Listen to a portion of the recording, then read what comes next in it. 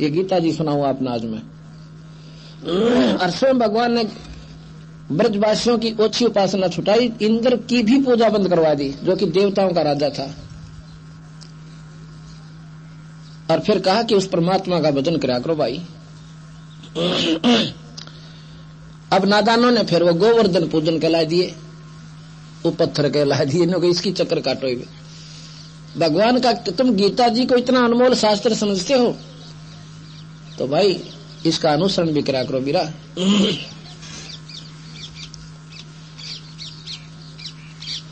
और गीता जी कब लिखी गई थी कि जब अर्जुन ने युद्ध करना बंद मना कर दिया था। क्या कहा भगवान ने कहा कि अर्जुन तू लड़ाई कर ले। ये निरंजन भगवान बोला, उसमें कृष्ण जी नहीं बोल रहे थे। आपको प्रमाण बताता हूं।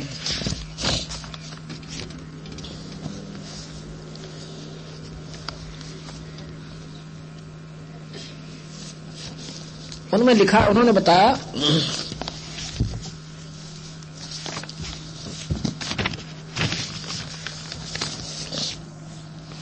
भगवान कृष्ण अर्जुन को बता रहे हैं। अर्जुन ने, कृष्ण जी ने अर्जुन को, मतलब आप कृष्ण कहते हो क्योंकि यहाँ कृष्ण के आधार पर चलना पड़ेगा, परंतु उसमें निरंजन जी बोल रहे थे। कृष्ण जी कह रहे हैं कि अर्जुन भाई तू लड़ाई करने क्यों मना करता है? इसलिए कि तू इनको मारकर पाप का भागी होगा। कहां जी, अरे भले पुरुष तेरा कोई पाप ना लगे, ये तो मैंने पहले ही मार रखे हैं, क्यों चिंता करे। और बीरा देखो, ये ऐसी बात नहीं कि ये राजा जन पहले को ना थे, और ये भी नहीं है कि ये आगे भी ना होंगे। इनके तो असंख्य जन्म होंगे, और भाई तेरे भी होंगे। और ये शरीर तो ऐसा है जैसे पुराने वस्त्र त्याग दिए, नए पैर लिए, ये तो इतना ही है। और तुम्हें कोई पाप नहीं लगे तो निष्काम भाव है और लड़ाई कर ले। अर्जुन तेरे मेरे असंख्य जन्म हो लिए, तुझे ज्ञान नहीं, मुझे जानकारी है। और बिना जन्म मरण जीव का मिटा नहीं। कहने का भाव है कि भगवान कृष्ण की बातों का अर्जुन ने कति अमल नहीं किया, और आखिर तक कहते रहते हैं कि देखो जी मेरे तो बस का कौन है। उसने उनके मन के अज्ञान अंधेरे को हटाने के लिए भगवान कृष्ण जी ने क्या कहा, अपना विराट रूप दिखाया। विराट रूप,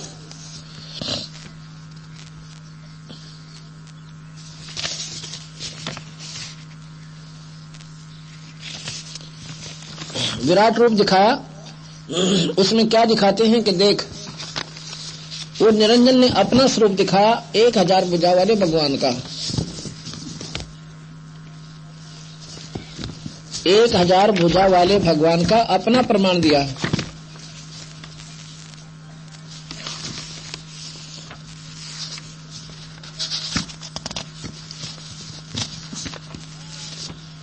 उसमें क्या लिखते हैं,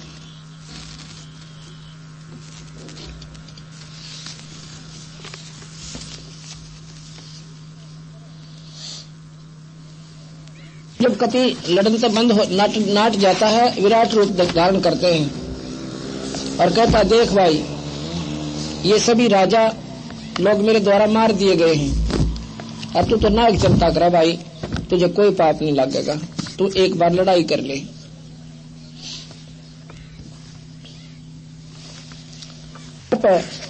अर्जुन कति नाट जाता है कि जी मेरे बस का कौन है। उसमें क्या करते हैं, भगवान कृष्ण यानी निरंजन उस प्रवेश करके विराट रूप दिखाते हैं।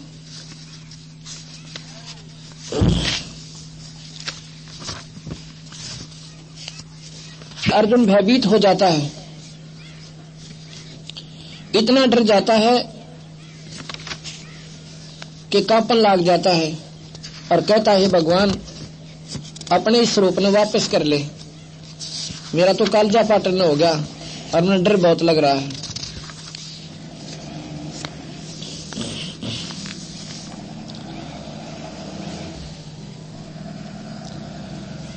उसमें वो क्या कहते हैं भगवान कृष्ण को अर्जुन कि आपके ये पहले ना देखे हुए रूप को देखकर मेरा दिल अति घबरा रहा है और सभी लोग व्याकुल हो रहे हैं। आप अपने स्वरूप में आ जाइए, मैं युद्ध कर लूंगा। यहां पर भगवान कबीर साहब कहते हैं धर्मदास अर्जुन ज्ञान गुण तक को ना माना, वो तो डर गया इतना कि भाई ना लड़ेगा तो यूं मारेगा। इतनी बूंदी शकल देख कर कालजा पाट गया उसका। और देखे सारे के सारे प्रजा और देश सब के सब उसके मुंह में समा रहे हैं और बाहर जा रहे हैं।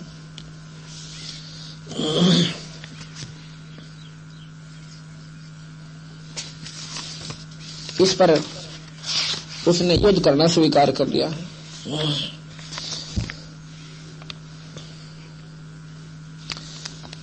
गीता जी के 11वें अध्याय के श्लोक नंबर 23, 24, 35, 45 और 46 में निरंजन होने का प्रमाण आपको बताते हैं। हे महाभाव, हे महाभाव, घनी भुजाओं वाले, हे महाभाव, बहुत मुख नेत्रों वाले तथा हाथ जाड़ों वाले, पैरों वाले, बहुत उदरों वाले, बहुत सी दाढ़ों के कारण आप अत्यंत विकराल महान रूप को देखकर आपके सब लोग व्याकुल हो रहे हैं। मैं भी व्याकुल हो रहा हूं। ये 23वें श्लोक का अनुवाद सुनाया सबने आपको, 11वें अध्याय का 23वां श्लोक। फिर 24वां सुनो।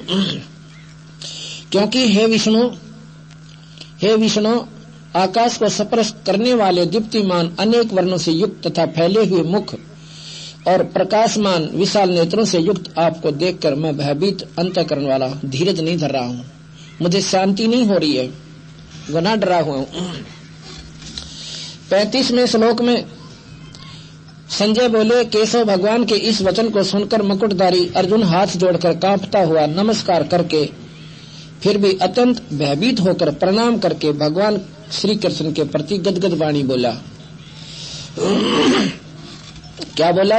45वें श्लोक में 11वें अध्याय के 11वें अध्याय का 45वां श्लोक। मैं पहले न देखे हुए आपके इस आश्चर्य में रूप को देखकर हर्षित हो रहा हूँ। एक जगह कहता है मैं डर रहा हूँ, अब कहते हैं मैं खुश हो रहा हूँ, और मेरा मन भय से अति व्याकुल भी हो रहा है। अब डरता हुआ आदमी खुश को करो है, अर्थात इतना भयभीत हो गया कि उसने नो बिना मेरा तो बोल रहा कैसा और कह क्या रहा है। मेरा मन अति भय से व्याकुल हो रहा है, इसलिए आप उस अपने चतुर्भुज विष्णु रूप को मुझे दिखलाइए। आप अपने उसी विष्णु रूप में आइए, 4 भुजा वाले में। ये घनी भुजा वाला देखकर मेरा दिल कांपा है। वो कौन था? वो ज्योत निरंजन भगवान 1000 भुजा के भगवान है। भगवान कृष्ण विष्णु ये 4 भुजा के भगवान है, और शिव ब्रह्मा ये सब 4 भुजा के भगवान है। माता है इनकी जो माई है ये 8 भुजा की माता है, भुजा है, और इनके पिता 1000 भुजा के हैं निरंजन जी। 46वें श्लोक में कति साफ कर दिया, मैं वैसे ही आपको मुकुट धारण किए हुए गदा और चक्र हाथ में लिए हुए देखना चाहता हूँ। इसलिए हे विश्वरूप, हे सहस्राबाहो, सहस्राबाहो, सहस्राबाहो का मतलब है 1000 भुजा वाले। सहस्र माने 1000, 1000 भुजा वाले आप उसी चतुर्भुज रूप में प्रकट होइए। अब ये विचार कीजिए, भगवान कृष्ण की शरीर में ज्योत निरंजन प्रवेश किया नहीं, भगवान कृष्ण लड़ाई नहीं होने दो, ये गारंटी की बात है। अब बात करें कि भगवान कृष्ण ने उपदेश दिया कि अक्षत्री का धर्म नहीं, युद्ध से भाग जा, रण छोड़ दे। ऐसा उपदेश अगर देने के लिए लड़ाई कराते तो 100 रण छोड़कर नहीं भागते, वो भी अक्षत्री थे। एक बार काल्यावन ने मथुरा पर चढ़ाई कर दी और 18 करोड़ सेना लेकर। कृष्ण जी का डौत नहीं था लड़ाई का, इतने नहीं लड़ सकता था। ये मेरे पास शास्त्र लिखे हुए रखे हुए हैं। हरिवंश पुराण के अंदर लिखा है कि कृष्ण जी उसकी सेना जो टेढ़ी दल लेकर आगे डर गए, और सभी मथुरा वासियों को द्वारका में शिफ्ट कर दिया और सेना रख ली, आप वहां रह गया। उसको ये मालूम था कि तेरी सेना तो इसके सामने पासिंग भी नहीं है। अब उसने क्या किया, उसको मालूम था कि नारद जी ने बता दिया उनको आके कि मुचकंद नाम का एक राजा है और गुफा में सोया पड़ा है। उसने वरदान ले रखा है भगवान की स्तुति करके कि मैं 6 महीने तो लड़ूं, सब योद्धाओं को काबू कर लूं और 6 महीने में सोऊं, मुझे सोते न कोई उठावे कोने और उठा दे उसने भस्म कर दूं, इसी सिद्धि दे दो। ऐसी सिद्धि मिल गई। उस दिन वो एक गुफा में सोया पड़ा था। कृष्ण जी को ज्ञान हुआ नारद जी के बताने था, ऐसा लिखा उसमें। कृष्ण जी जाके काल्यवन के सामने कहता है कि आज तेरी मां ने दूध पाया तो 12, यानी उसको ललकार के, और वो काल्यवन कृष्ण के पीछे भाग लेता है और कृष्ण जी आगे आगे और काल्यवन पीछे पीछे। अब ये विचार करना पड़ेगा, यदि क्या भगवान कृष्ण क्षत्रिय नहीं थे और क्या वो युद्ध से क्यों भागे? यदि अर्जुन को ये उपदेश देते कि अर्जुन भाई अक्षत्रिय का धर्म नहीं युद्ध भागना, तो स्वयं कते नहीं भागते, मर जाते वहां पे। तो स्वयं क्यों भागे कि उन्होंने बेरा था कि ये अनरथ अगर टल जावे तो बहुत अच्छी बात है, अगर मेरे भागण तो टल गया तो इतने बान भाई विधवा होने तो बचेंगे और कितने बच्चे अनाथ होने तो बच जाएंगे, कुछ नहीं फर्क पड़ता इसके, और कोई मान बढ़ाई ना होती इंसान का। इस प्रकार उन्होंने स्वयं जो वहां से भागे, पीछे पीछे काल्यवन, आगे आगे भगवान कृष्ण गुफा में जा बढ़े। अंदर जाकर प्रवेश करके देखा मुचकंद वहां पर सोया पड़ा, अपना जो कपड़ा ले रखा था एक चादर सी जिसे पीताम्बर कहते, तो मुचकंद के ऊपर डाल दिया। अब काल्यवन ने तो कपड़े की पहचान कर रखी थी कि ऐसा कपड़ा उसके ऊपर है। उसने सोचा ये गुफा में आकर छुप गया, ने सोचा ये अंधेरे में किसी दिखे को नहीं, और कृष्ण जी उस गुफा में और आगे न चला गया अंधेरे में। काल्यवन ने जाकर मुचकंद की पकड़ कर टांग न्यों मरोड़ दी, खड़ा हो देखो तो न छुप गया आकर, कृष्ण समझ गए। उधर से मुचकंद खड़ा हुआ, आंखों से अग्नि बाण छूटे, ऐसे अंगार से निकले और काल्यवन मर गया, खत्म कर दिया।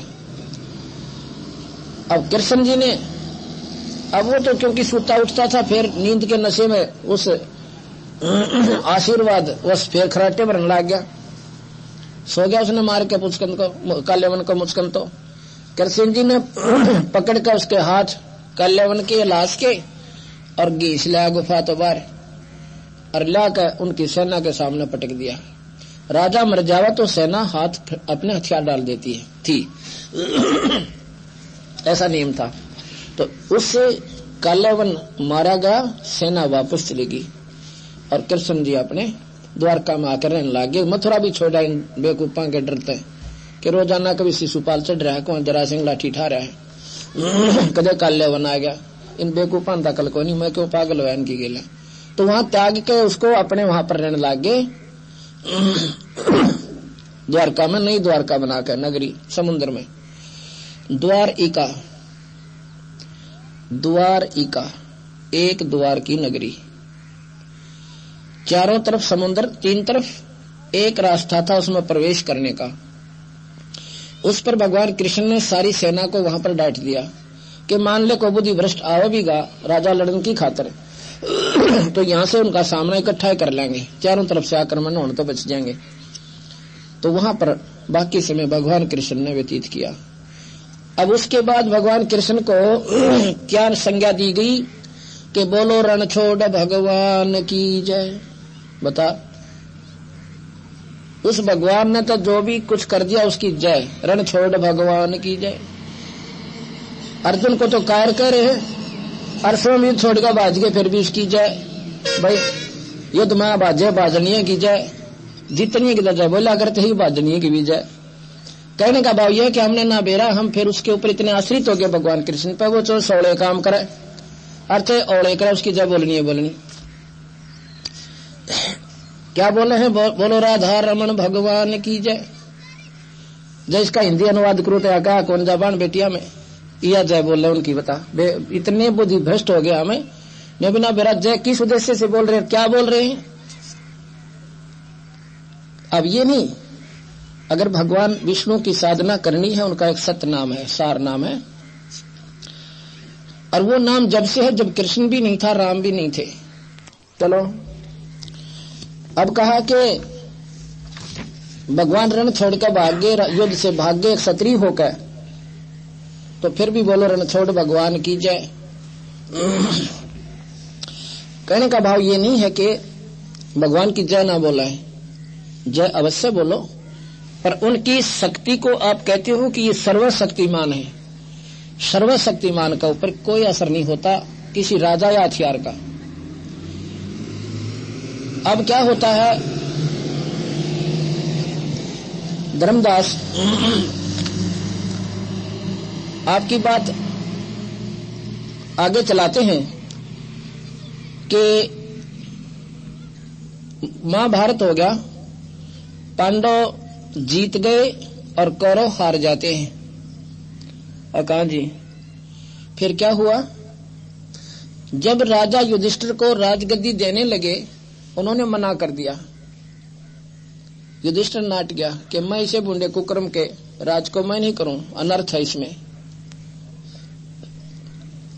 क्योंकि पहले दिन जिस दिन राजगद्दी को उसको देना था, तिलक करना था, उससे पहले वो गंगा पर इंद्रप्रस्थ के साथ में गंगा पे स्नान करने के लिए जाता है।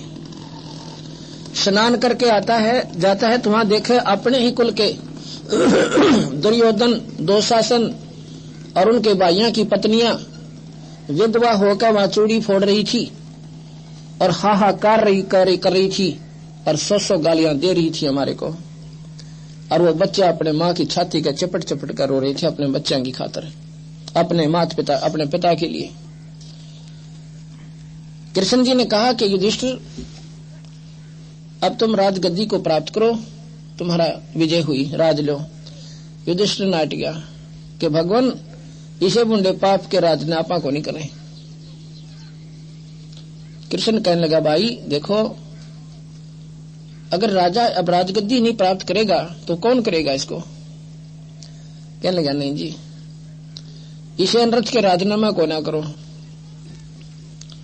फिर क्या बोले कि भाई तू ऐसे कर ले, एक यज्ञ कर ले, और यज्ञ करने से तुम्हारे जो पाप है ना वो किए हैं आपने, वो खत्म हो जाएंगे। युधिष्ठिर कहने लगा भगवान कीचड़ से कीचड़ कभी साफ नहीं होता, यज्ञ में भी ना मेरा कितने पाप करने पड़ेंगे। ये सुख सागर में लिखा हुआ है और महाभारत में प्रमाण है इसका, न्यू का न्यू जो मैं सुना रहा हूं आपको। आखिर में बात यह है कि कृष्ण की बात को स्वीकार नहीं किया युधिष्ठिर ने, तो न्यू बोले भगवान कृष्ण भाई बात सुन युधिष्ठिर, जब अपनी बुद्धि काम नहीं करे अपने सज्जन से किसी से सलाह ले लेनी चाहिए। इस मार्ग में आपके यहाँ विषम पितामह है, रणसैया पर पड़े हैं, उस पर सरसैया पे तीरा का ऊपर, और भाई वो राजनीति में निपुण भी हैं और तुम्हारे पितामह हैं, उन तो बात कर ले, जिस तरह वह कहे ऐसे मान ले। वहां चले जाते हैं। कृष्ण जी ने सारा वर्णन विषम पितामह को सुनाया कि ऐसे ऐसे युधिष्ठिर राजगद्दी पर बैठने से मना कर रहा है, इसको समझाओ। तो उसने कहा कि ऐसा करो, विषम पितामह कहता है युधिष्ठिर दुर्योधन ने तुम्हारे साथ के जुल्म ना किया, तुम्हारे सारे बच्चे मारे, द्रौपदी के 5 बच्चे मारे, और भाई तुमको वनवास दिया, फूकन की खातर लाख का महल बनाया, इसे राक्षस को मार भी दिया। तो वह के मना करे थे, लेकिन 3-4 ऋषि और बुलाए कृष्ण जी ने। उन्होंने कहा युधिष्ठिर कोई फर्क नहीं पड़ता, यज्ञ करने से पाप नष्ट हो जाते हैं। बाकी राजा भी ऐसे ही करते थे, सभी राजा ऐसे ही करते हैं, युद्ध करके एक यज्ञ कर देते हैं, पाप रहित हो जाते हैं और गद्दी को प्राप्त कर लेते हैं।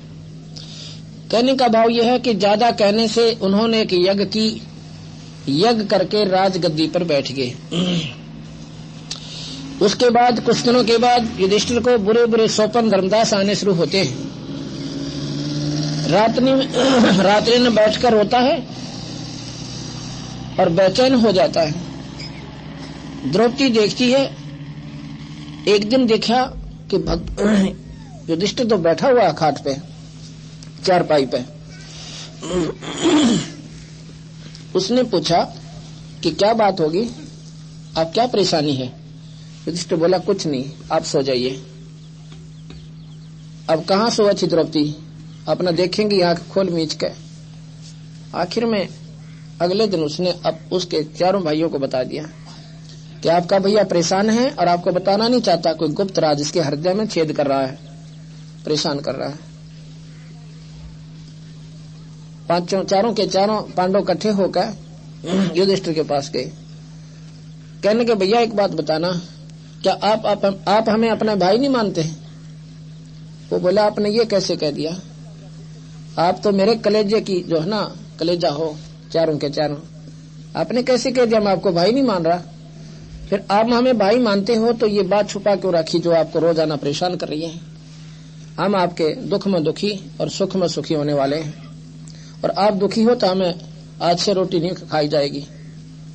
इतना दबाव जब दे दिया, कहने लगा भाई के बताऊं, मन तो इसे बुरे स्वप्न आवे, कटे हुए सर के आदमी दिखे, हाहाकार करती हुई बहन और बेटियां दिखे, चूड़ी फोड़ती हुई दिखे, और जैसे मैंने कह रही हूँ पापी तत्न सबर आ गया होगा, इसी विषय मुंडे हमारे अनरस करके हमारे पतियों को मार के अब हमारे खून को पी रहा तू राज करके। नो कहे मन इसी से आवाज आवे ऐसी ऐसी, और मुझे नींद नहीं आ रही, 3 दिन हो गए। कहने लगे चलो भगवान कृष्ण से समाधान पूछें। कृष्ण जी के पास जाते हैं कि भैया को ऐसे ऐसे बड़े स्वप्न आ रहे हैं बुरे बुरे, इसका कारण तथा समाधान बताइए। कृष्ण जी कहते हैं ये स्वप्न आपको इसलिए आ रहे हैं कि आपने युद्ध में बंदूकघात किया, भाई मारे, रिश्तेदार मारे, और कितनी दुनिया को मार काट दिया, ये पाप लगा तुम्हारे को, इसलिए तुम्हें ये स्वप्न आ रहे हैं। अब अर्जुन की तो सुई वहां पर 100 पर गई थी उसी समय कि जब तो गीता जी में कह रखा अब अर्जुन तेरा कोई पाप ना लगे तो युद्ध कर ले, और अब कह रहे हैं भगवान कि वो पाप तुम्हें सेध रहे हैं, दुखी कर रहे हैं। पर बोला नहीं, क्यों नहीं बोला कि यदि अब मैं ऑब्जेक्शन उठाऊंगा और यज्ञ में लगेंगे करोड़ों रुपया तो भाई युधिष्ठिर ये सोचेगा कि मेरे को शांति मिलन में ये राजी को ना इन पैसा दिखने लग गया। उसी समय अपने मन को मार कर अर्जुन कहता है ठीक है महाराज, जैसे आप कहोगे ऐसे ही करेंगे, हमारे भैया को दुख नहीं होना चाहिए। ठीक है, पर युद्ध यज्ञ सफल तुम्हारी जब होगी, एक पंचजन्य, पंचायन बोलते हैं उसको, पंचजन्य भी कहते हैं और पंचायन भी कहते हैं। आयन माने मुंह, 5 मुख वाला एक शंख रख दिया जाएगा एक सुसज्जित स्टेज पे, और वो शंख जब अपने आप आवाज करेगा बहुत जोर जोर की, तो समझ लेना आपकी यज्ञ संपूर्ण होगी। जब तक शंख नहीं बजेगा आपकी यज्ञ संपूर्ण नहीं हुई और पाप नहीं कटेंगे। ये कब बजेगा भगवान? ये जब बजेगा जब इसमें कोई पूर्ण संत भोजन प्राप्त कर लेगा, कमाई वाला संत, बड़े महापुरुष भक्त आत्मा। अभी युधिष्ठिर ने सोचा कि सारे बुला लेंगे, 33 करोड़ देवता, 88,000 ऋषि, 12 करोड़ ब्राह्मण, 12 करोड़ विपर। उस समय के विपर होते थे, आज जैसे कोई ना सूखे तलक लावनी है। उस समय यहाँ बैठे ये बता दिया करते थे कि इंद्र के लोक में क्या हो रहा है और कहाँ पर कब बारिश होगी, क्योंकि इंद्र के लोक में ये पहले लिस्ट लगी हुई होती है। उस क्षेत्र के लोगों के ऐसे पुण्य हैं, उस आधार पर वर्षा होगी। उस क्षेत्र के पाप ज्यादा बढ़े हुए हैं, वहां पर प्रलय होगी या बारिश नहीं होगी, सूखा पड़ेगा। ऑलरेडी लिस्ट तैयार होती है वहां पे, और यहाँ पर अपनी दृष्टि से वह विपर ब्राह्मण वहां देख कर बता दिया करते इस क्षेत्र में वर्षा होगी, इस समय होगी, इसलिए उनका आदर भी किया जाता था। आज जैसे को ना, तो उन ब्राह्मणों से को भी आमंत्रित किया। 84 सद 9 नाथ ये भी आगे, और मारे जैसे जिमनिया का तोड़ कोई ना। यज्ञ भंडारा शुरू हो गया, सबने भोजन पा लिया। वशिष्ठ मुनि जैसे महापुरुष वहां पर बैठे गए, सबने खाना खा लिया, शंख ना बाजे। युधिष्ठिर कहने लगा, भगवान हम तो घने पापी है ना, मैं तो पहले कहूं था, हमारे घने पाप हो रहे महाराज जी, इतने जुल्म कर रखे। छोटे छोटे बालक अपनी माँ के अब भी लिपट लिपट करो, हमारा पापा छुट्टी के जाओगा, माँ पापा छुट्टी कब आओगा। उस माँ ने भी अपने बच्चों को बहकाना पड़ रहा है, बेटा भी छुट्टी कोई ना मिली फिर आओगा, जो मर चुका है। और भाई कहने लगे, भगवान मारी यज्ञ पूर्ण कौन हो सकती। ने बोला, भाई कृष्ण जी बोले कि इनमें कोई संत नहीं है, ये भक्ति अधिकारी आत्मा नहीं है जो अपना दिखे से मोटे मोटे इसे मंडलेश्वर जिनकी बहुत चर्चा वहां पर होती थी। अब इस बात का युधिष्ठिर का विश्वास ना हुआ कि इसे ऐसे ऐसे महापुरुष 88,000 ऋषि विश्वामित्र कैसे बैठे, वशिष्ठ मुनि जैसे, और नवनाथ 84 सद जो कि यहाँ की सुप्रीम पावर थी वह भी बैठी, और ब्रह्मा विष्णु महेश ने भी आकर गुप्त रूप में वहां पर भोजन खा लिया। तो कहने लगे, भाई बात बताऊं तेरे ते, ये जितने भी महापुरुष बैठे हैं ना, ये भक्ति अधिकारी को ना, ये तो मान बढ़ाई के भूखे हैं। किसी ने सिद्धि कर रखी है, वो उस तो फालतू कर रहा है। किसी के पास 2 सिद्धि है, किसी पे 3 है, किसी पे 4 है तो किसी पे 5 है, जिस पे 8 है वो आडांडी पाक रहा है। महाराज कहते हैं ये सिद्धि तो नरक में ले जाने की होती है, और हम जो नाम देते हैं उसमें 24 सिद्धि आ जाती है। एक सिद्धि आकाश से उड़ जाई, एक सिद्धि जल पैर न लाई, एक सिद्धि कुछ खावा न पीवे, एक सिद्धि जो बहुत दुख दीवे, एक सिद्धि तन हंस नियारा, एक सिद्धि नितत विचारा। इस प्रकार इन 24 को ना मनचावे, सो हंसा सतलोक सदावे, परासिद्धि पूर्ण पटरानी और सतलोक की कौ निशानी। ये 24 सिद्धियां भी जिसमें आ जाए उसको भी देखा भी नहीं तो वो हंस ऊपर जागा। ये तो सारे नरक के भाग्य है। युधिष्ठिर ने बुंडा सा मुंह बना लिया, माड़ा सा मुंह करके कहने लगे, भगवान इसे महापुरुषों आप क्या कह रहे हो। वशिष्ठ मुनि जैसी नेक आत्मा और ये 9 नाथ 9 योगेश्वर आकाश मार्ग में चल रहे हैं। कृष्ण जी बोला, ले भाई अपने संशय न टाले। एक मैंने किया था सबकी तरफ, वो बैठे स्टेजा पर ऊंची ऊंचियां पे, अरीब देख इनकी शकल है। क्या देखा, किसी का बंदर का मुंह लग रहा, कोई सांप का मुंह बन गया, कोई गधा बन रहा, कोई कुत्ते का मुंह। कहता ये 84 में जाएंगे सारे के सारे।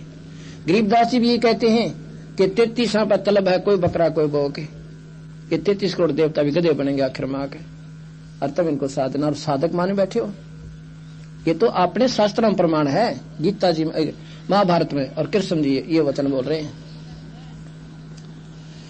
फिर कहने लगे, भगवान कौन रहेगा ऐसा महापुरुष। मैं बताता हूं। एक सुपच नाम का सुदर्शन है, सुदर्शन नाम का स्वपच, स्वपच कहते हैं जैसे आजकल हरिजन कहते हैं, छोटी जाति माना करते हैं उसमें। और वो जाति थी उनकी वाल्मीकि बंगी जाति में, जिसको चूड़ा के। लेकिन भगवान के घर में कोई नहीं जाति, ये तो हम फीतना बैठे आ रहे। उसके दरबार में कोई जात कोई मजहब नहीं है।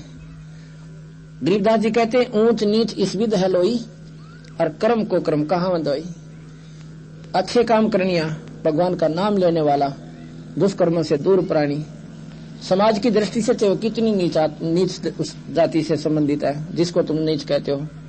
भगवान के दरबार में 1 नंबर की आत्मा, उसकी सबसे प्यारा हंस है वो। ऊंच नीच इस विध है लोई, और कर्म को कर्म कहाँ दोई। कितनी ऊंच जाति का और बुरे काम करे हो नीच आत्मा से, और जिसने तुम नीच आत्मा कहते जाति कहते हो, अच्छे कर्म करने वाला हमारे लिए तो छाती का लाने जोगा है, ऊंच आत्मा है। तो वो कौन था भाई वो था कबीर साहब का शिष्य, सतपुरुष की भक्ति करने वाले सुपच सुदर्शन। अब समस्या होगी कि द्वापर में कबीर साहब की तो टपक गए भाई, तो 600 साल पहले हुए थे। कबीर साहब 4 युग में आए। सतयुग में सतसुकृत नाम से, त्रेता में मुनिंदर नाम था, और द्वापर में करुणा में नाम से, जब कलयुग में कबीर नाम से। जब वो करुणा में नाम से आए, उन्होंने ये बानी लिखी है और ये मार्गदर्शन किया। केवल वो एक व्यक्ति समझ में उसके आयुष समय, और उसने तन मन धन कबीर साहब के ऊपर वार दिया, यानी अपने गुरुदेव करुणामय के ऊपर। और सतनाम सार नाम की जाप करता था। उसमें इतनी शक्ति आ गई तो कृष्ण जी कहने लगा, भाई एक महापुरुष रहते हैं ऐसे ऐसे दिल्ली के पूर्व में, उनको लाओ बुला के। युधिष्ठिर कहने लगा, हमने भीम की ड्यूटी लाई थी इधर के सभी महापुरुषों और भक्तों को आमंत्रित करने की। भीम बुला, कहने लगे, भाई भीम आप इधर वो एक महापुरुष बताओ भगवान कृष्ण, क्या उसको आमंत्रित नहीं करता है? करा तो था पर वो तो ओल पचौड़ बोला, और पचौड़ के बोला, मैंने उनसे कहा था कि महापुरुषों ऐसे ऐसे हमने यज्ञ की है और दर्शन दो, आप भोजन पाओ, हमारे घर पे चलो। वो कहने लगा, भीम तुम्हारे नरक के भोजन ने तो वो खाओगा जिसने नरक में जाना होगा, और अपन तो वहां कोई ना टूक भी ना तोड़े। अगर हमें बुलाना है तो 100 अश्वमेघ यज्ञ का संकल्प पुण्य मुझे कर दो, जब तुम्हारी यज्ञ में टूक तोड़ू मैं। पीछे बूंदे कुकर्म के अन्न को और खा के कौन नरक में जा भाई। वो बहन बेटियां अब भी उनके आंसू भी ना सूखी हैं और तुम राज का भोग भोग रहे हो इसे बूंदे कुकर्म का। भीम अपना चुप करके ने बोला, तेरा मन करता जाइए, कि उसने सोचा ये बड़ी पूछा कि महात्मा होगा और इसे बैठे वहां पर महापुरुष जिसको दुनिया गीत गावे। ने बोला, नहाना होता है ना, और नहाना तुम्हें चाहिए। पहली तो हम यज्ञ कर रहे हैं, दूसरी 100 यज्ञ का फल तुझे कहां से देंगे हम। चलो भाई कह के मैं तो जिन्नू आ गया। अरे बोला, वो तो गलत इतना बोला, अगर आपका डरना होता ना कूट का हूं मैं। भीम इतने मोटे दिमाग का था, नो बोला मैं तो आपसे डरू था, नहीं तो उन्हें गड़का हूं। ईसा बूंदा बोला, नो बोला थारे तो पाप के भोजन ने कौन खावे। कृष्ण बोला, भले पुरुष। कृष्ण जी कहने लगे, तेने बोलने का भी सूर कोई ना, संता के प्रति इतना गंत बोला करे, ये विचार भी तुझे दुख दे देंगे जो संत के प्रति तेने इतना माड़ा विचार लिया से। वो परमात्मा है भाई, और भले पुरुष तुमने मेरे को आगे बताना था, इसका समाधान करते कुछ ना कुछ संत को बुलाने का। नो बोला, जी ठीक सर। कृष्ण जी बोले, पांचों मेरे साथ चलो नंगे पैरा, और साथ में छठे भगवान, छेहू के छेहू उस गरीब की झोंपड़ी के ऊपर और जाकर प्रणाम करते हैं। लंबी लौट के भगवान कृष्ण मादी नहीं बहुत है, लंबे लौट के, क्योंकि वो सतोगुनी है, विष्णु अवतार है। उनमें मान बढ़ाई कोई ना, वो भक्तों के प्यारे बहुत से, पर वो काल से बहुत दबे हुए हैं, वो बात न्यारी से। लेकिन अपने ये स्वतंत्र राज्य में बहुत नेक आत्मा है, बहुत दयालु भगवान से, और बहुत ही अच्छी मतलब साथ देते हैं भक्तों का, दुष्टों को गढ़ देते हैं। तो वहां जाकर नम्रता पूर्वक लंबी दंडोत प्रणाम की। तो जब कृष्ण जी ने दंडोत प्रणाम की तब पांडव कितने थे, उन भी सारे के सारे दंडोत प्रणाम करना पड़ा। तो सुपत वो कहते हैं सुदर्शन जी के त्रिलोकी के नाथ, आज इस तुच्छ जीव के द्वार पर कैसे आना हो गया। कृष्ण जी कहने लगे, भगवान आप जानी जान हो, सारा बेरा आपने, आज हम समस्या में हैं। इन्होंने ऐसे यज्ञ की है, यज्ञ संपूर्ण नहीं हो रही, और आपके बिना मालिक कौन करनी है, उसने एक बार दर्शन देने पड़ेंगे।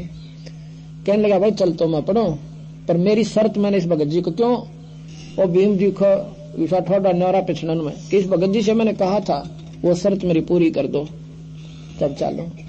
कहा, भगवान आप पर पूरी कराने वाले, आप ही सलाह सौदी देने वाले, क्या आपकी बानी है, संत मिलन को चालिए तज माया अभिमान, और जो कदम आगे रखे ओ एक समान। संतों के दर्शन के लिए जो भक्त आत्मा आती है नेक नीति तय, अपने मान अभिमान ने घर त्याग के छोड़ जाओ वहां पे, और अधीन भाव बनकर, जैसे डॉक्टर के पास जाते हैं, मेडिकल में जाते हैं मरीज, उसमें उनको कोई एम नहीं होता अपनी बीमारी दिखा करें, ये भगवान किसी प्रकार कट जाए, डॉक्टर से बहुत प्यारा बोला करें, जहाँ कह जो वहीं बैठ जाते हैं, जहाँ कह वह लेट जाते हैं। इस आधार से, इस भाव से अगर तुम यहाँ पर आओगे तो भगवान सुनेगा, और यहाँ पर आओगे मान अभिमान से, परमात्मा कोई ना सुने, आए का भी फर्क आपको कोई लाभ नहीं होगा। अधीन भाव से आते हो तो परमात्मा आपकी पूर्ण लाभ देता है। एक कदम एक यज्ञ के समान बताओ। अब इस कीमत ने आप नहीं जान सकते, ये संतों की बानी है, जो कह दिया सो फाइनल है। एक कदम आपका इधर हुआ है तो उसके घर पर 100 अश्वमेध यज्ञ के समान फल है। यदि आप अधीन भाव से या न्याय है देखांगे के बक्के हैं, उसका ज्ञान न झाड़ का आवांगे तो वो भी आपके मन में अज्ञानता और वो फल नहीं मिल पाएगा। सुने ना अच्छा लगा अपना चुप करके चला जा, क्योंकि कोई भी बात है प्रथम बार स्वीकार नहीं होती। एक दो सत्संग सुनने के बाद और शास्त्र हमारे पास रखे, इन्हें पढ़ कर देखो दोबारा, जब आंख खुलेंगी कहां सच्ची से झूठी से। अरे इसी झूठ होती तो मैं माइक लाके जरूर बन रहा हूं, 100 की 100 सच बता रहा हूं और शास्त्रों के आधार दे रहा हूं। तो बोला जी अब पांचों देखो राजा हैं और नंगे पैर आपके चरणों में पड़े हैं, कोई मान अभिमान नहीं है। और जितने भी कदम हमारे रखे आपके बानी अनुसार यज्ञ समान हो गए। आप 100 रख लो दाता, बाकी हमारी झोली में डाल दो। कहते हैं साधु भूखा भाव का धन का भूखा ना, और जो कोई हो धन का भूखा साधु भी को ना। खुश हो गए। ने बोला भाई भीम अकान जी, भीम फिर तो भाजमा कति मीठा बोले ने बेरा पिट के। जब कृष्ण जी भी नमन कर दिया इनको तो पूर्ण शक्ति है, कोई कच्चा काम कोई नहीं। ने बोला भीम भाई एक बार या मेरी सुमरने दिए ठाक माला खुट्टी पर तो तारिये। खुट्टी पर से माला उतारने लग गया ना भीम, पसीने आगे उतरी को ना कति। और वो भीम जो वृक्ष न पाड़ के बगाव था वह माला ना उतरी, पसीने आगे। और पहले डींग मार के गया था कि मैं एक ना मारू था 10 मरे थे। तो वो कहने लगे सुपत जी क्या बात होगी पहलवान, या माला कौन उतरती न। बोला जी 2 जोड़े हाथ थारी मैं मानता मैं जानो, मेरे तो हालती भी कोई ना उतरना दूर की बात से। और तूने कहा पहला डींग मार के गया था कि मैंने इसे ठोक दिए ठाक है, ये भी ना उतरी बेटा। वो और मार्ग से योद्धा कुछ और होते हैं और संत मार्ग कुछ न्यारा से भाई। और फिर उन्होंने ऐसे किया, माड़ा पर उतर के महाराज जी के हाथ में आएगी। मौका नहीं देखा उसके, कहा नहीं बस है तो कुछ न कुछ चीज पर दिखा बड़ी बूझा। क्यों जितने बाल ढड्डी के बढ़ रहे, सिर पर बाल उलझ पलझ पड़े, टूटे लीतर दोरी धोती, क्यों कर भगवान मानना इसने चाल। अन्य कबीर साहब चरखा होता नहीं तने और बिना कुड़ते बैठे धोती में, तो उसने भगवान हम क्यों कर माना बता। हम तो उन मौका टाला न कहते त्रिशूल वाला तो मान लिया। रीत ने इसने भगवान माना कैसे, जब मानेंगे जब इसकी कीमत से परिचित होंगे, जब इसकी शक्ति से परिचित होंगे। जैसे उन भगवानों की शक्तियों से परिचित हैं, अब इनकी शक्ति से हम ज्ञान जानकार होंगे तो आपस स्वीकार हो जाएगा, कहने की आवश्यकता ही ना पड़े बार बार। चल पड़े। अब आ जाता है पूरा देखो पूरी फौज की फौज बैठी है ऋषियां की, और एक तो एक नो दिन में 3 बनावे और मालिश करें कति गोले के तेल की माथे चमके उनके तिलक ला रहे 6 12 किसी का बड्डा छोटा कोई छोटा। अब उस लांडे से बूंदे सी शकल के सावली सी शकल के जंगल के महारानिया की किसी नाने दौड़े हुआ करें। और भाई सावली सी शकल हो रही, जब वो गुड्डा ताई की धोती वह भी पाट रही एक जगह पर और फटासा कुर्ता, और जब वो संत आकर उस मंडप में प्रवेश करता है तो सारे अंदर अंदर हंसे हैं कि ये लाए शेर ढूंढ कर ये बजाओगा इनके संग ने। और द्रौपदी भी देखे, अब भगवान कृष्ण भी सह कुछ ना कुछ ये केला ठा रहा बता। इस महात्मा इसे महात्मा कहते। कृष्ण जी के पास द्रौपदी के पास कृष्ण जी जाकर कहने लगे बहन ऐसे काम करे, बढ़िया भोजन बना दे, इस महात्मा थारी एक पूर्ण होगी। अब भाई चलो और खाना तो खिलाना ही होता है, पर मन में तसल्ली कती नहीं थी कि इससे क्यों कर बाजा की जब इसे मंडलेश्वर बैठे यहाँ पे। पर इतना सुंदर भोजन बना दिया कि इस महात्मा ने तो घास तोड़ कर खाया होगा, आंगड़ी चाटेगा। इसी बढ़िया भोजन बना देती हूँ और आप पर प्रसन्न होगा। द्रौपदी ने क्या किया कि 36 प्रकार के भोजन इसे सुंदर सुंदर कटोरिया में डालकर नारे नारे और थाल में परोस कर महात्मा के सामने रख दिए। क्या किया सुपत जी ने, सुदर्शन जी ने, उसने सोची आज तो ये मन बड़ा उस्ताद है, आज ये बिगड़ जाएगा जो ये नारे नारे स्वाद कर लिए थे। मन तो कल फिर पाते डक्कल का साग खाना भाई अपना ईद क्यों ना उसके मन कर दूं काम। वो सारे के सारे सब्जी मीठा सब इकट्ठा कर लिया, होगा जहां होगा वहीं पे। अब वही सा भोजन कितना नहीं खाया, क्योंकि खाना बनाने वाली का एक विशेष ख्यास होती है, कुदरती बात से होनी भी चाहिए। अतिथि आता है तो उस दिन वो विशेष भोजन बनाती है कि कोई नो ना कहे इसी फूड थी, नून बिना गिरना आया।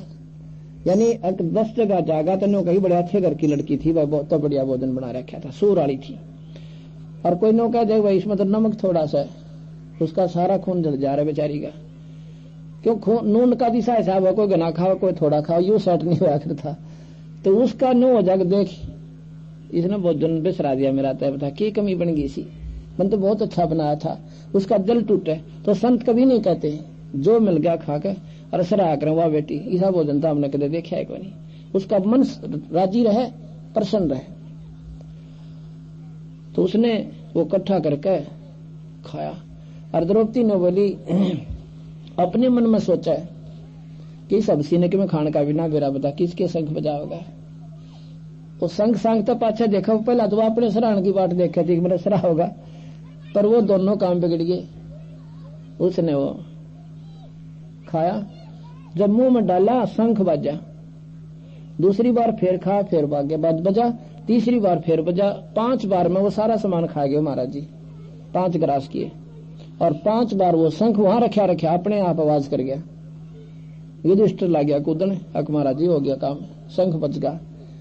वो कहने लगा, कृष्ण जी बोले भाई अभी बजा नहीं है, ये तो इतना जोर पे बजेगा इसकी तो स्वर्गता ही जनकार जागी और इस पृथ्वी के कन कन पर सुनाई देगा। अब युधिष्ठिर कहता गढ़ों पानी पड़ गया, अक्यों कट्या रोग भाई ये वो ढूंढना पड़ेगा कि तो कोई शंख बजानी है। कृष्ण जी कहने लगे, युधिष्ठिर जी बोला जी मैं बताऊं था मेरे जैसा नीच आत्मा नहीं मारे, हमने इतना कुकर्म कर रखा, बता शंख बाजा क्यों करे, इतने अनाथ कर दी बहन बच्चे और इतनी विधवा बाण कर दी, ये शंख को ना बाजे। कृष्ण जी बोला भाई बज जाता का, पर द्रौपदी की मरोड़ काट है यो, द्रौपदी के मन में खोट रह रहा था, इसने सीधा करा यो संत ने बोला द्रौपदी तू रे ना बेबे बहन आ कहां जी, तू सच्ची बताते ने क्या सोचा इस महात्मा के बारे में।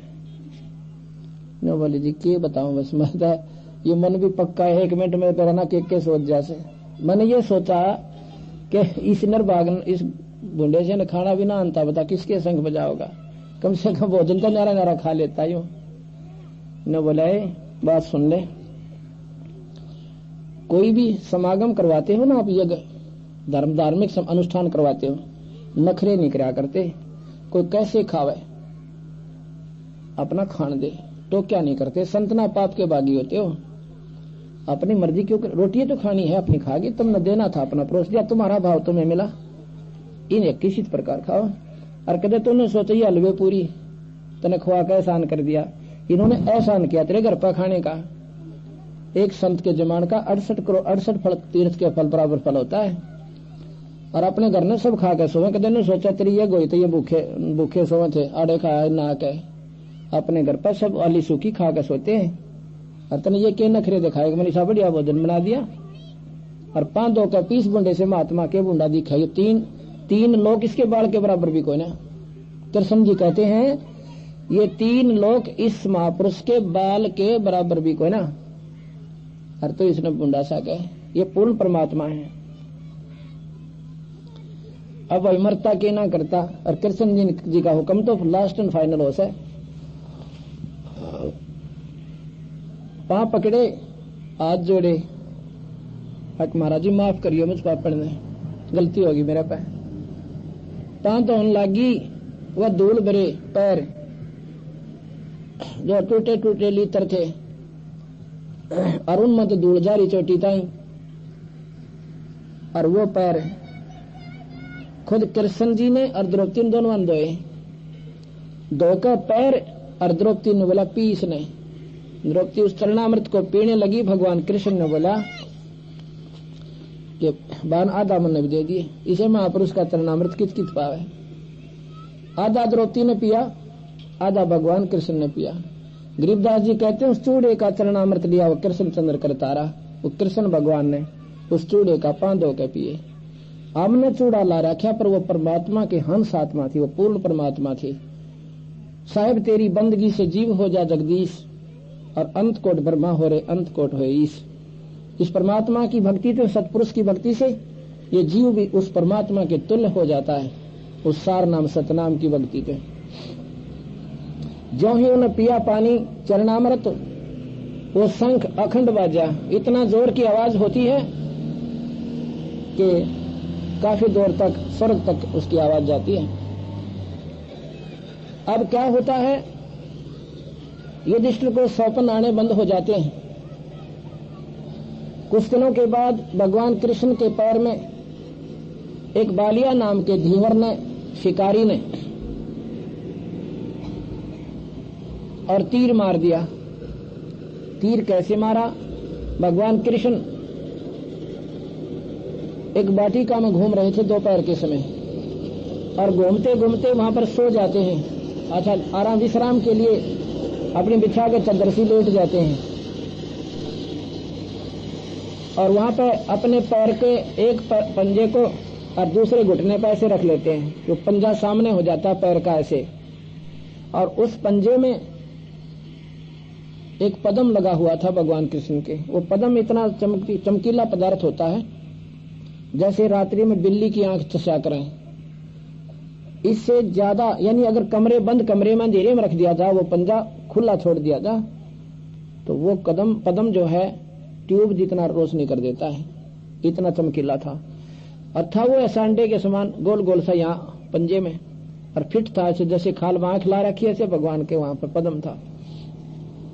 लेकिन वो रात में ऐसे चमका था जैसे बल्लभ चमका करे दिन में, और था वो जोरमटा में वृक्ष की टहनियां नीचे नाई हुई थी। और उस शिकारी ने सोचा कोई मृग बैठा, मृग की आंख समझ के, और सारा दिन घूम लिया था, को शिकार मिला को नहीं, तीर ठोक दिया।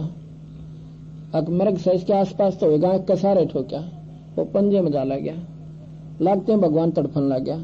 उसने सोची तो आदमी मर गया, भाई जुल्म हो गया, आदमी मर गया, मृग के आस पास बैठा होगा। वहां जाकर देखा मुकुटधारी एक राजा तड़फन लाग रहा। उस समय भगवान कृष्ण ने भगवान को ना मानना था, राजा क्या करते, भगवान मानते थे शिशुपाल कैसे क्यों लड़ते, काल्यावन कैसे दिमाग खराब था भगवान के लड़े। उस समय तो उसको आदमी राजा मानना थे, अब जाए पाछे भगवान मानना उसको। यही बीमारी है, संत ले जाते हैं फिर उनकी मंडी पूजे, समय पर उनके ला खसा करें, इतनी ओड़ी आंट से हमारे अंदर। तो जी कहने लगे, राजन मेरे पर धोखा हो गया, मैंने तो एक पशु समझ कर, एक हिरण समझ कर, और उसकी आंख समझ कर तीर मार दिया। ये आपके पद्म के दिखा चमकीला सा। कृष्ण जी कहने लगे, भाई तेरा कसूर कौन है? ये अपना कोई अदला बदला से पाछे का हिसाब किताब से। वो कहने लगा, हिसाब किताब के होता आपका? मेरा आप राजा में रंक अपनी शक्ति से दिव्य दृष्टि देकर वो दिखा महाभारत रामायण का सीन है, जब भगवान राम ने बाली मारा था वृक्ष की आड़ लेकर। कहने लगे, भाई ये लेन देन था तेरा मेरा। मैं उस समय रामचंद्र था, और तय भाई बालिया था सुग्रीव का भाई बाली, और एक मैं वही कृष्ण बन का आया हूं, और तो वही आत्मा भाई शिकारी बन रहा है। मैं अपना बदला दे चला, पर एक काम कर दे तो मेरा, क्या कि उन 5 पांडवों को मेरे पास भेज दे, पर एक काम करिए उनको नो ना बता दिए उनका तीर लाग गया, और नो बेरा पिट गया ना, तीर तूने मारा है तने फोड़ देंगे, गिर के मार करेंगे जानता।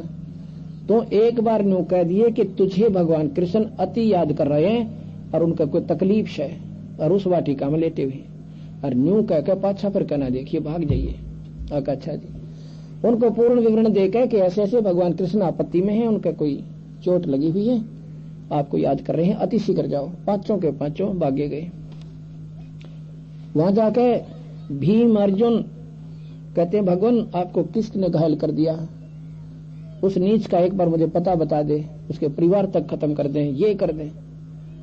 कृष्ण जी बोला, मन ने ना मेरा कौन मार गया, तुम आराम तो मेरी बात सुनो, जो होनी थी वह होली। मैं जा रहा हूं अपने लोक को, स्वर्ग लोक में, पर बीरा तुम मेरे सबसे प्यारे हो, तुम्हें एक विशेष बात बताना चाहता हूं, जब स्वीकार करोगे तो। अगर वाह कोई बात हुई, इतनी स्वीकार कर ली आपकी, ये क्यों नहीं करेंगे कि तुम 5 के 5 हिमालय में चले जाना, वहां पर तप करना, अपने शरीर को खत्म कर देना। अर्जुन कहने लगा, महाराज जी कारण तो बताओ, अब तो राज करने का समय आया था हमारा, अरिब कहते वहां जाके इसने फूक दो, खत्म कर दो शरीर को। अर्जुन कृष्ण जी कहने लगे भाई बात बताऊं, तुमने जो पाप करे थे ना महाभारत में, वो पाप दुख तुम्हें घने दुखी करेंगे और उनको अपने ढीले कर जाओ इस शरीर को कष्ट देकर। वहां पर कबीर साहब कहते हैं अर्जुन नहीं डटा। कहते हैं भगवान गीता जी में आपने क्या कहा था कि तेरा कोई पाप ना लागे अर्जुन, तो मैंने सारे मार रखे। मैं पहले नाटू था इस जुल्म को करने से, आपने जबरदस्ती करवाया मेरे तय। फिर यज्ञ करवाई के पाप नहीं लागेंगे, राजगद्दी पर बैठे। फिर बूंदे सोपन आए, फिर यज्ञ किया कि पाप वो सेध रहे। मैं उस समय नहीं बोला। क्यों नहीं बोला? कि भाई के दुख का कारण था। अगर मैं बोल पड़ता तो युधिष्ठिर 100 बात सोचा नहीं, मैं तो आपके उड़े करना हो रहा था। और फिर आप कह रहे हो कि आपने वो पाप सेधे, वह गीता जी का ज्ञान कहां गया आपका? ने बोले भाई बात सुन ले युधिष्ठिर, क्या नाम है अर्जुन, भाई कुछ भी कहो, या थी होनी, ना तेरे बस की थी ना हमारे बस की, ये तो होना ही नहीं था। और मन ने भी ना बेरा, ये कुर्बान अनर्थ हो गया। और किस प्रकार करवा दिया? तुम कहते हो मन ने करा दिया, मेरा तो याद भी कोई नहीं। अब ये कबीर साहब कहते हैं वह होनी कौन करानी वाला? जो कृष्ण के बस की को ना, और जो अर्जुन के बस की को ना, उस होनी ने लिखनी है कौन सा? उसने करवाने वाली शक्ति फिर कौन से? वो कोई और शक्ति है, वो ज्योत निरंजन है। अब भगवान कृष्ण ऐसी स्थिति में पड़े थे, अंतिम सांस गिने थे। उस समय भाई तो दुश्मन भी हो उसको भी बुंडा नहीं बोला जा सकता, कुछ नहीं कहा जा सकता। युधिष्ठिर बोला, गणे नहीं बोला करते, संता आ गए और बात सुन। और इतनी कहकर अर्जुन चले जाते, कृष्ण जी शरीर त्याग जाते हैं, चले जाते हैं अपने स्वर्ग को। और कहेंगे देख लियो भाई थारे सलाह बने तो यो काम तुमने करें सरेगा। युधिष्ठिर बोला कि जब इनकी इतनी बात मान ली, या भी मान लेते हैं, ये हमारे भले में थे बुरे में कोई ना थे। ठीक है, यह होनहार थी भाई होगी, इस होनहार ने कराने वाला कौन है ये विचार करना पड़ेगा। ये वो सनातन परमात्मा है, वो ज्योत निरंजन है जिसको ब्रह्म की संज्ञा दी जाती है। और देवी भागवत पुराण के अंदर माता कहती है कि मेरा और सनातन परमात्मा का तुम हमेशा जान रखा करो, मैं और वो एक ही हैं। अर्थात ये पति पत्नी है और ये तीनों उनके पुत्र हैं। ये रह कर अवतार धार कराते हैं। उसके बाद चारों पांचों पांडव हिमालय चले जाते हैं। चारों पांडवों का शरीर खत्म हो जाता है। युधिष्ठिर का शरीर खत्म नहीं होता, एक पंजा पंजा गलता है, क्योंकि उसने झूठ बोला था अश्वत्थामा हिते हैं, नाम था हाथी का, और झूठ बोल दिया कि ये नहीं मालूम आदमी था पशु था। वो लोकमासी कहेगा, क्योंकि द्रोणाचार्य ने कह दिया था कि अगर युधिष्ठिर कह देगा ना मेरा बेटा मर गया तो सच्चाई मान लोगा, तारे वांडन का ना मानो। कृष्ण ने भी नाट गया द्रोणाचार्य अगर तुझा झूठा गना है, अगर युधिष्ठिर कह देगा तो मैं मान लूंगा कि मेरा बेटा मर गया। जब कृष्ण ने कहा तू बोल दे झूठे के भाई, युधिष्ठिर बोला मैं ना बोलू कभी भी। कहने लगा बोलनी पड़ेगी तो अनर्थ हो जाएगा, ना तीसा कसूता जाए क्यों करे, बात नहीं पड़ेगी, सारा मारेगा और पुत्र वियोग में पागल हो जाएगा, लड़ा को नहीं द्रोणाचार्य। जब ने बोला मैं तो एक अश्वत्थामा हाथी का भी नाम था। क्यों भाई युधिष्ठिर बता क्या वो मर गया? अश्वत्थामा हिते, पर मन फिर बाद में कहता है भाई पशु या आदमी। उसने सोची साची तो भाई ठीक, तो युधिष्ठिर ने कह दिया तो फाइनल बात है। अब उस झूठ के, और मरा नहीं था वो, झूठ बोल दी, उसके बदले में उसका पंजा पंजा गला। फिर आगे की ओर बताऊं धर्मदास ने, अभी तक तो ने सोची होगी, यहीं तक फैसला होगा नहीं। चारों पांडव नरक में ठोक दिए इस पाप के, महाभारत के पाप आधार पर युधिष्ठिर को नरक में डाल दिया। लेकिन उसको थोड़े दिन के समय के लिए, उसका थोड़ा पाप था, वो फिर बाहर काटे। धर्म युधिष्ठिर जाके अपने पिता के पास, धर्मराज के पास कहता है पिताश्री क्या भाई मेरे भाई कहाँ हैं? कि कौन भाई तेरे? मैं तेरा बाप, तू मेरा बेटा। ये चारों पांचों यहाँ पर पिक्चर बनाने खातिर आए थे स्मृत मंडल में। ये वो नहीं थे जो हमने अर्जुन नकुल सहदेव दिखे, ये उन देवताओं के बेटे थे। अर्जुन था इंद्र का लड़का, देवराज इंद्र का पुत्र था, और भीम था पवन देवता का बेटा, और युधिष्ठिर था धर्मराज का लड़का जो न्यायाधीश है वहां का स्वर्ग में, और नकुल सहदेव थे अश्वनी देवता के बेटे। तो ने बोला बेटा उड़ा तो तुम एक रोल करने गए थे, जैसे करोड़पति का बेटा और पिक्चर में मन रिक्शा चलाने का रोल करने लग रहा से, वो रिक्शा पुलर को नहीं उड़ा है, वो तो काचे काटे जाकर अपने पिताजी द्वारा, वो तो थोड़ी दिन बेवकूफ बनाना आया था आपको इस फिल्म के अंदर। ये तो वहां उन देवताओं के बेटे थे और विशेष वहां पर गुणी थे इनमें, इसलिए यहाँ पर एक फिल्म बना गए महाभारत, इसने तुम देखे जाइयो, पल्ले कुछ भी ना पढ़ना आपके। आत्म कल्याण नहीं है ऐसा, तो कितना बार पढ़ लो महाभारत ने, कितनी बार सुन लो। नो बोला जी मेरा जी नहीं लगता मेरे भाइयों बिना। युधिष्ठिर बोला, धर्मराज बोला तू पागल हो गया के, वो नरक में ठोक रखे, अपनी बही दिखाई दे कि न कुकर्म कर रखे, कूद कूद कर मारे छनो का, एक तीर मारो लाख मरे। अब मेरा पट्टा बेटे कह मारा करें एक तीर में, अब ये नोच नोच कर खा रहे उनको, उसको नरक के अंदर जितने जीव मारे थे वहां पे। और गीता जी में लिख रहा क्या तेरा पाप को लगे। अब ये बात विचार में आऊंगी जब समझ में आओगी कबीर साहब की कहानी, और इतना बिल्कुल साफ होते हुए भी मन स्वीकार नहीं करता, हम इतने रंगे उस रंग में। शास्त्र में लिख रहा क्या बार की नहीं बता रहा मैं, ना माना हट कर दी युधिष्ठिर ने। धर्मराज बोला भाई ठीक से, पर एक काम करना पड़ेगा। क्या? आपने अपने पुण्य देने पड़ेंगे तब वो नरक से। धर्मराज कहने लगे अपने पुत्र युधिष्ठिर से, कहने लगे भाई तेने अपने पुण्य देने पड़ेंगे, जब वो चारों के चारों पाप से बाहर आओगे नरक से। वो मोह बस इतना कायल हो गया, ने बोला जी मैं तो अपने पुण्य दे दूंगा, पर मेरा उन बिना मन नहीं लगता। तो उसने अपने पुण्य संकल्प कर दिए कुछ, उनके आधार पर चारों पांडवों को बाहर निकाला, अर्जुन नकुल सहदेव और भीम को, और चारों के चारों अपने भाई के चारों तरफ चपट कर बुरी तरह रोने लगे। कहते हैं युधिष्ठिर मेरी एक नहीं मानी अर्जुन कृष्ण जी ने, मैं नाट्या बतेरा कि युद्ध नहीं करना चाहते हैं, पर मुझे इतना डरा दिया, इतना भयभीत कर दिया कि मैंने युद्ध करना पड़ा। युधिष्ठिर बोला भाई जो बात बीत गई उसका के पश्चाताप करा करें, होगी होगी छोड़ इन बातों ने, आओ तुम मेरे साथ। धर्मराज के दरबार में आ गए। अब ये पुण्य दे दिए युधिष्ठिर ने, ये सोचना विचार करना, और जब चारों पांडव थे बाहर आगे नरक छुटवा दिया, लेकिन वो पाप नहीं कटे अभी भी। जब तक ये पुण्य रहेंगे उसके दिए हुए तब तक तो रहेंगे वो स्वर्ग में, उसके बाद वो नरक भोगने के लिए बाकी जो के तो पाप है वो फिर भोगने पड़ेंगे। यहाँ पर दोनों कर्म भोगे हैं, पुण्य स्वर्ग में पाप नरक में, कटा नहीं करते, ये कर्म नहीं कटते। भगवान विष्णु के कर्म नहीं कटे जब उन्हें त्रेता युग में बाली मारा, और वो कर्म उन्होंने कृष्ण बनकर भोगना पड़ा, काटना पड़ा, भोगना पड़ा, कटा नहीं। तो महाराज कहते हैं गरीबदास जी तुम कौन राम का जब तेजापम अर्थात कटे ना तीनों तापम। तुम किन भगवानों का आश्रय ले रखा जिनसे तुम्हारे तीन ताप भी नहीं कट सकते। तीन ताप के अंतर्गत कौन आता है? श्राप दे देना, किसी को श्राप दे देना, किसी के ऊपर कोई देव रुष्ट हो जाना, देव प्रकोप हो जाना, किसी के द्वारा छू मंत्र करवा देना, ये तीन ताप के अंतर्गत होते हैं।